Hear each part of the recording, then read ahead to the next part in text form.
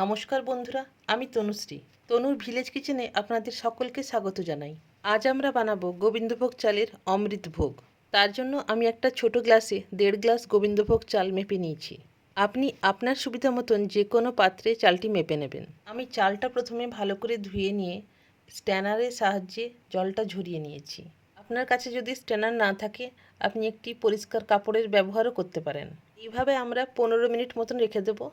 15 minute পরে চালটা এরকম ঝরঝরে হয়ে যাবে, ভেজা থাকবে কিন্তু ঝরঝরে।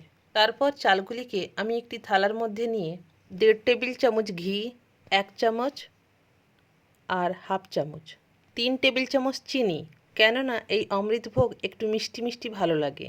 চিনির পরিমাণটা আপনি আপনার পছন্দে কম বেশি করতে পারেন। হাফ চা চামচ লবণ, 1 চা চামচ আদা বাটা, হাফ চা চামচ গরম মশলা বাটা। আপনি চাইলে গরম মশলা গুঁড়ো ব্যবহার করতে পারেন। গুঁড়ো গরম মশলা হলে পরিমাণটা 1 চা চামচ দেবেন। এবার এই সকল উপকরণ একসাথে হাত দিয়ে ভালো করে মেখে নেব। মাখা হয়ে গেলে ঢাকা দিয়ে 40 মিনিট মতন রেখে দেব।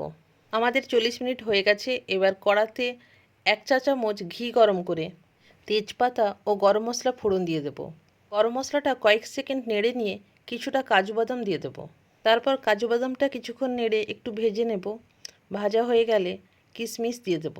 আমি কিশমিশটা কিছুক্ষণ উষ্ণ গরম জলে ভিজিয়ে রেখেছিলাম। তারপর কিশমিশটা কিছুক্ষণ ভেজে নিয়ে আমরা মেখে রাখা চালটা দিয়ে দেব। এবার আমরা এই সকল উপকরণ লো টু মিডিয়াম আঁচে 3 মিনিট মতন ভেজে নেব। এই সময় আমরা যে পাত্রে চাল মেপে নিয়েছিলাম সেই একই পাত্রে যা চাল নিয়েছিলাম তার ডবল দুধটা অবশ্যই গরম হবে। এর মানে আমি 1.5 গ্লাস চালে 3 গ্লাস দুধ দিচ্ছি এবং আরও 1 গ্লাস গরম জল। দুধ এবং জলটা দেওয়ার পরে আমরা একটু নেড়ে নিয়ে গ্যাসের ফ্লেমটা একটু বাড়িয়ে দেব। একটা ফুট উঠলে ঢাকা দিয়ে গ্যাসের ফ্লেমটা লো করে দেব। এইভাবে 5 মিনিট অপেক্ষা করব। তারপর ঢাকা খুলে একটু নেড়ে দেবো। এখনও কিছুটা জল আছে। আবার ঢাকা দিয়ে 5 মিনিট আরও অপেক্ষা করব। 5 মিনিট হয়ে গেলে আবারও ঢাকা খুলে এইভাবে একটু নেড়ে নেব। এই সময় গ্যাসের ফ্লেমটা অফ করে দিন। গ্যাসের ফ্লেমটা অফ করার পর ভোগটাকে ভালো করে নেড়ে দিয়ে আরও 5 মিনিট ঢেকে রাখবো। 5 মিনিট পরে ঢাকা খুললে ভোগ আমাদের একদম রেডি। এই ভোগের টেক্সচারটা একদম এরকম ঝরঝরে হবে, সুন্দর ঝরঝরে হয়ে গেছে। আমাদের অমৃতভোগ পুরোপুরি রেডি। আমি এই অমৃতভোগটাকে আরও আকর্ষণীয় করে তোলার জন্য কিছুটা চেরি কুচিয়ে দিয়ে দিয়েছি।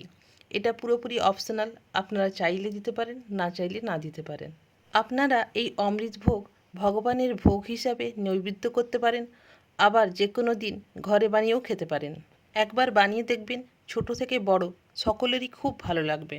যদি আমার এই ভিডিও ও পরিশ্রম যোগ্য মনে হয় তাহলে একটি লাইক করে চ্যানেলটিকে সাবস্ক্রাইব করে আমার পাশে থাকবেন।